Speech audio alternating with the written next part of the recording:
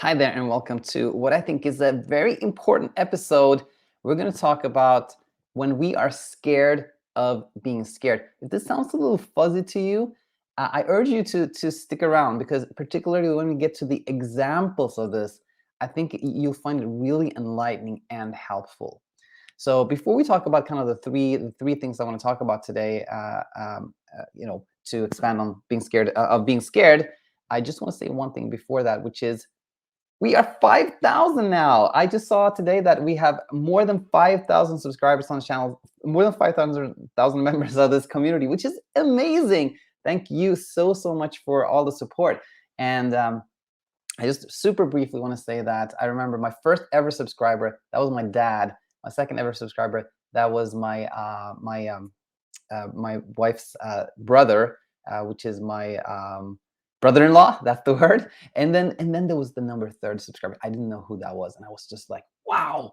I have three, and I don't know who the third one is. I was so happy because there was this one person out there in the universe who I didn't know, who just had decided to tune in. I was so excited, and now there's 5,000 of us. Amazing. So I'm just super happy about that. And I said to my wife the other day that when we hit 5,000, I want to kind of reintroduce myself, share a little bit of story, share a little bit about myself. So I have two stories for you that I'll share this week that I think you'll find enjoyable. All right. So with that said, let's go back to being scared of being scared. And so the three things we're going to talk about today is number one, we're going to look at the danger of emotions. Is there any? And to answer the question, is it rational to be scared of being scared? Maybe we should be scared of being scared and scared of other emotions. So number one is to answer that question. Number two is looking at examples of fear. And this is, again, where I think there will be some real aha moments.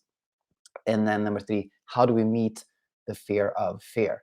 All right. So with that said, let's go to number one. Let's look at the danger of emotions. Is there any?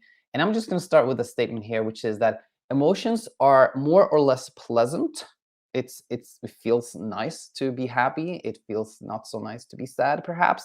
But they're all entirely harmless. Emotions really cannot harm us. Feelings cannot harm us. They're just signals. They're just there to keep us safe in various ways. Fear is there to keep us alert, so we hide or fight back or something like that. Happiness is to kind of entice us to go get food. They're all just there for. They're just signals that are there for our survival. But in themselves, they are entirely harmless. And just because I think it is important to sort of back that up, I'm sort of going to back this up by three things, A, B, and C here. A is that there are no scientific studies showing that there is a causal link between an emotion and any negative outcome. You will not find a study like a large randomized control study that shows that, being surprised causes you to have uh, melanoma. That's just not going to happen. There are no studies like that.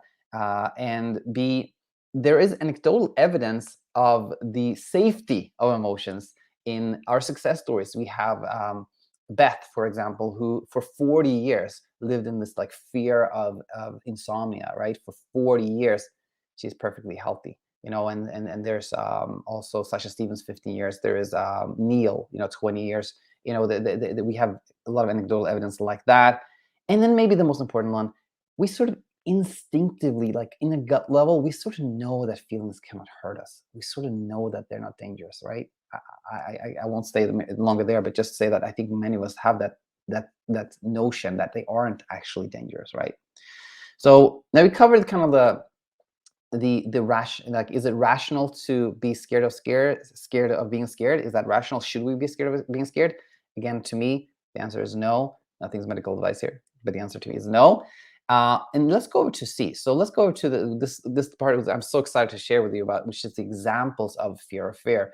And this has been kind of simmering in my brain for quite a while. I've been meaning to do this episode for quite a while. And what made me do this today was actually that today I was answering questions, and there was this question or this comment really from Hong. It's a comment on Talking Insomnia number 55, where Hong describes how she had this speed bump, and she describes how she's actually been sort of avoiding emotions, avoiding having speed bumps. And then she says here, I still have fear of being anxious. She sees that, like, I still have this fear of being anxious. And that's when I was like, there we have it.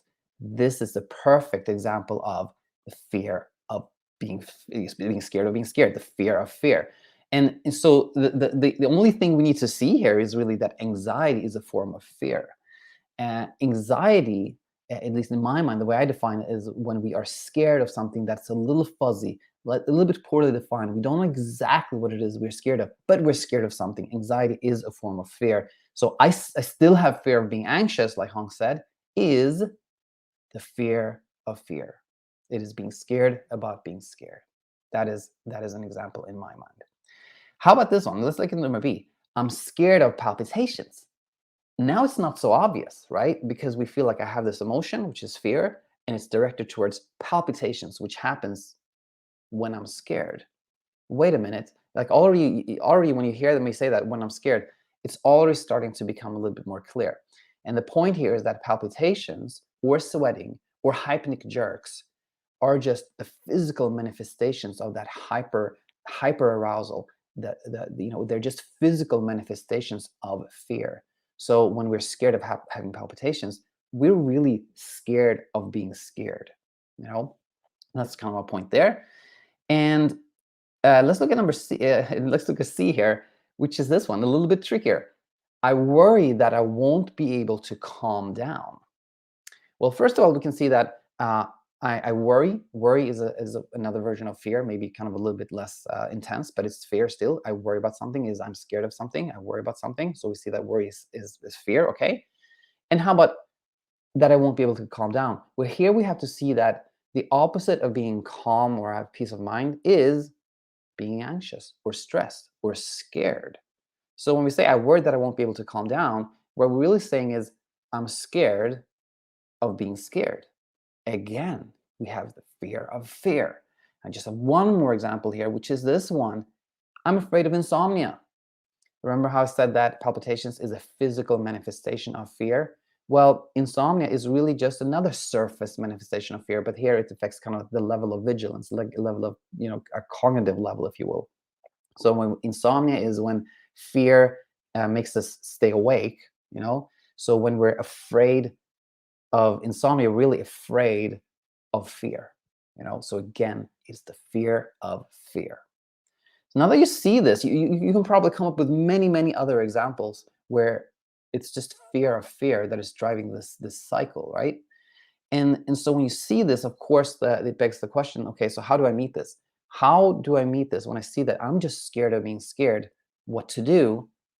Well, really, in my opinion, you've already done it. It's just seeing things for what they are. There is no boogeyman. There is no monster.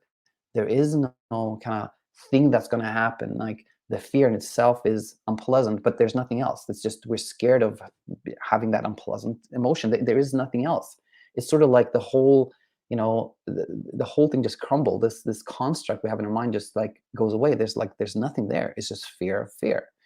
And so I think just understanding that alone leads to a really peaceful place. And maybe I put here as the last thing I'll say, maybe we can even smile. When we see this, maybe we can even go, oh my gosh, I was just scared of being scared. There was nothing else. And when we smile like that, then we go the opposite direction of kind of fighting and being scared. We go to a place of being, being in a place of peace, in a peaceful place where peaceful sleep happens, and we just smile, and that's it. That's the end of that. So I hope this made sense. Please let me know in the comment section what you thought, as always, and thanks again for 5,000. That's amazing. And I'm going to share those two stories about myself and kind of reintroduce myself here, which I think you'll find really amusing. So anyway, thanks for today. Thanks for being here, and see you soon. Bye now.